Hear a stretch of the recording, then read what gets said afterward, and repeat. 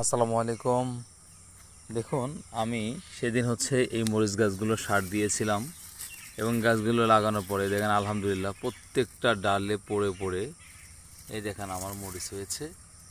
এই দেখেন মরিচ ধরেছে আলহামদুলিল্লাহ। যে পরিমাণে বৃষ্টি হচ্ছে তাতে আমার এটা অবশ্য শুকনা জমি, আমি জমির একটু আইলের মতো করে নিয়েছি। এই দেখেন প্রত্যেকটা ডালে আলহামদুলিল্লাহ কত সুন্দরভাবে মরিচ ধরেছে। এই গাছগুলো অবশ্য আমারই লাগানো। এই দেখেন আলহামদুলিল্লাহ কত সুন্দর মরিচ ধরেছে দেখেন, এবং প্রত্যেকটা ডালেই দেখেন কত সুন্দর মরিচ। এই দেখেন মরিচ,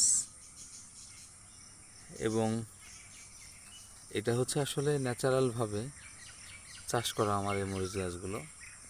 কারণ এই বৃষ্টির কারণে প্রচুর পরিমাণে মরিচ গাছগুলো মারা যায়, তখন আসলে এই চাষ মরিচ চাষযোগ্য মরিচ থাকে না, তখন আস্তে আস্তে এই মরিচ গাছগুলো বাজারে প্রচুর পরিমাণে চাহিদা হয়। তা আমি অবশ্য বিক্রি করার জন্য লাগিয়ে এগুলো আসলে আমি লাগিয়েছি শুধুমাত্র আমার সংসারের খাওয়ার প্রয়োজনে লাগিয়েছি, যাতে আমার এটা যাতে কোনো প্রকার ঘাটতি না হয়, এই জন্য যাতে বাজার থেকে কেনার জন্য কষ্ট করে না যেতে হয়।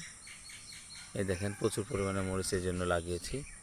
তারপরে অতিরিক্ত কোনো কিছু থাকলে যদি কারোকে দেওয়া যায়, কেউ যদি নিতে চান অবশ্যই চলে আসবেন আমাদের বাড়িতে।